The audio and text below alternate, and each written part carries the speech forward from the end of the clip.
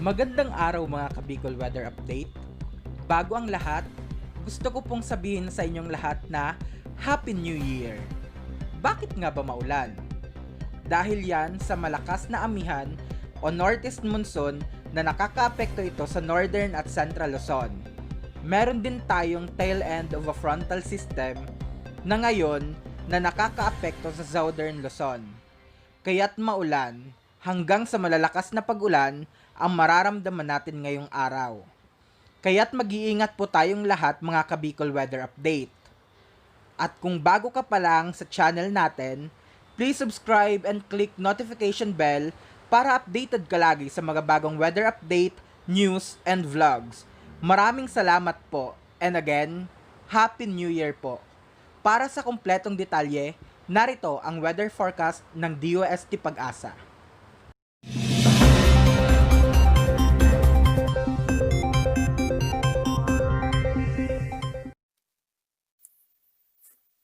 Magandang araw Pilipinas at narito ang ating weather forecast sa huling araw ng taong 2020. Malakas ang ating northeast monsoon o amihan ngayon at nakakaapekto ito sa northern at central Luzon o sa hilaga at gitnang Luzon. Mas ramdam ho itong mga malamig na simoy ng hangin dito sa extreme northern Luzon, partikular ho sa mga lalawigan o probinsya ng Batanes at Babuyan Islands, kasama ng natitirang bahagi pa ng Cagayan Valley Region at maging sa Aurora Province. Itong malamig na simoy ng hangin ay mas ramdam ho sa madaling araw hanggang sa umaga at maging sa dakong gabi. Maliban dito sa amihan ay meron din tayong tail end ng frontal system na nakakaapekto at nakatutok ngayon sa silangang bahagi ng southern Luzon. Itong tail end ng frontal system, boundary ho yan ng dalawang air mass o hangin na nagsasalubong at malaki po ang pagkakaiba ng temperatura nila kung kaya't nag-create o nag-generate ito ng makakapal na kaulapan at nakakapaloob dyan ang mga pag-ulan at ang possibilities ng mga thunderstorms o pagkidlat, pagkulog. At sa ngayon, nakakaapekto yan sa malaking bahagi ng Southern Luzon at ilang bahagi rin ng Kabisayaan. Kahit sa pagtaya ng ating panahon, asahan natin ang maulap na papawirin na may mga pag-ulan din sa Cagayan Valley Region, Cordillera Administrative Region, maging sa Aurora, Nueva Ecija at Bulacan. Maulap ang ating papawirin na may mga pag-ulan dahil sa amihan o northeast monsoon. Sa natitirang bahagi ng Central Luzon at sa Ilocos Region ay bahagyang maulap hanggang sa maulap ang ating papawirin doon na may mga pulo-pulo lamang o isolated light rains dahil din yan sa amihan. Samantala sa Bicol Region, asahan nating maulan ang panahon sa araw na ito dahil nga sa tail end ng cold front. Mag-ingat po ang ating mga kababayan at iba yung pag-iingat pa rin ng ating abiso dahil nga sa patuloy na pagbuhos ng ulan dahil sa tail end ng cold front. At kasama ho dyan ay uulanin din ang Calabarzon, ang Mimaropa region at may posibilidad din ho na dito sa Metro Manila maulap tayo for today na may mga possibilities din ng pagbuhos ng mga patak-patak na ulan for today. Ang ating temperatura sa Metro Manila ay mula 24 to 30 degrees Celsius sa araw na ito. Sa Tuguegarao naman ay 22 to 27. Medyo mababa na po ang ating forecast ng ating temperatura doon. Habang sa Baguio ay 13 to 23 degrees Celsius, 22 to 28 naman, 22 to 28 sa Luwag at 25 to 30 degrees Celsius sa Legazpi City. Sa Puerto Princesa ay 25 to 31 habang sa Kalayaan Islands ay 25 to 30 degrees Celsius. Dahil din sa tail end ng frontal system, magiging maulap din ang papawirin at may mga chance ng pagulan at pagkidlat, pagkulog sa buong Kabisayaan. So dito ho sa Eastern Visayas, Central at Western Visayas, posible rin ang pagbuhos ng mga pagulan. Sa Tacloban ay 24 to 29 degrees Celsius ang tinatayang maging agwat ng ating temperatura. 24 to 30 sa Cebu at 25 to 30 sa Iloilo City. Sa Cagayan de Oro ay 23 to 31, 25 to 32 degrees Celsius sa Davao at 24 to 33 degrees Celsius sa Zamboanga City. At para naman sa pagtaya ng ating panahon sa Mindanao, doon ho, generally maganda po ang panahon doon. Kung may mga pagulan man ay sa dakong hapon at gabi dahil sa mga thunderstorm at very isolated lamang o mga pulo-pulo lamang. Wala hong weather system na dominant na nakakaapekto ngayon sa Mindanao landmass.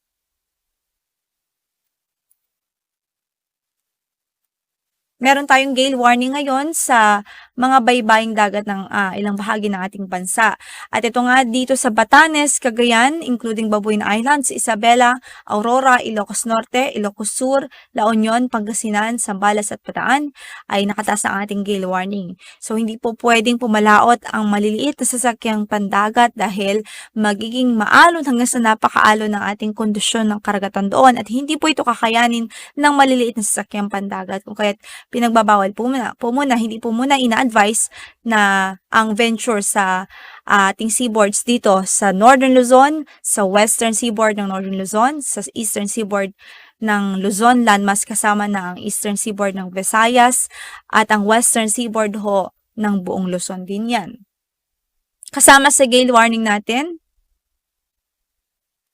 ang mga lalawigan o ang mga baybaying dagat ng eastern coast of Quezon including Polillo Islands, Camarines Norte, northern and eastern coast of Camarines Sur, Catanduanes, eastern coast of Albay kasama ng Rapu-Rapu Island at eastern coast ng Sorsogon. Meron din hong gale warning na nakataas sa northern at eastern coast of Northern Samar, eastern coast of Eastern Samar, Lubang Island, western coast of Palawan kasama na ang Calayan Islands. Yun ho yung mga lugar kung saan ay meron tayong shade na pula para ho mas meron tayong visualization at para mas maintindihan natin ang mga lugar kung saan ay nakataas ang ating gale warning sa araw na ito. In the next 3 days sa Metro Manila at narito din ho ang ating outlook. Hanggang bukas inaasahan natin ang maulap na kondisyon ng ating papawirin dito at may chance rin ng mga patak-patak na pagbuhos ng ulan. Pagdating naman ng weekend, generally improved weather ang ating aasahan sa Kamaynilaan. 24 to 31 degrees Celsius ang magiging agwat ng ating temperatura. Sa Baguio City naman, patuloy pa rin magiging maulap throughout the outlook period at inaasahan natin ang mga pag-ulan lalong-lalo na hanggang bukas. Sa Saturday at Sunday, mga light rains o mahinang mga pag-ulan ang mararanasan sa Baguio City. Sa Legazpi City naman, hanggang bukas pa po ang mga pag-ulang inaasahan natin doon at thunderstorms o pagkidlat pagkulog dahil yan sa patuloy pa rin umiiral na tail end ng frontal system doon.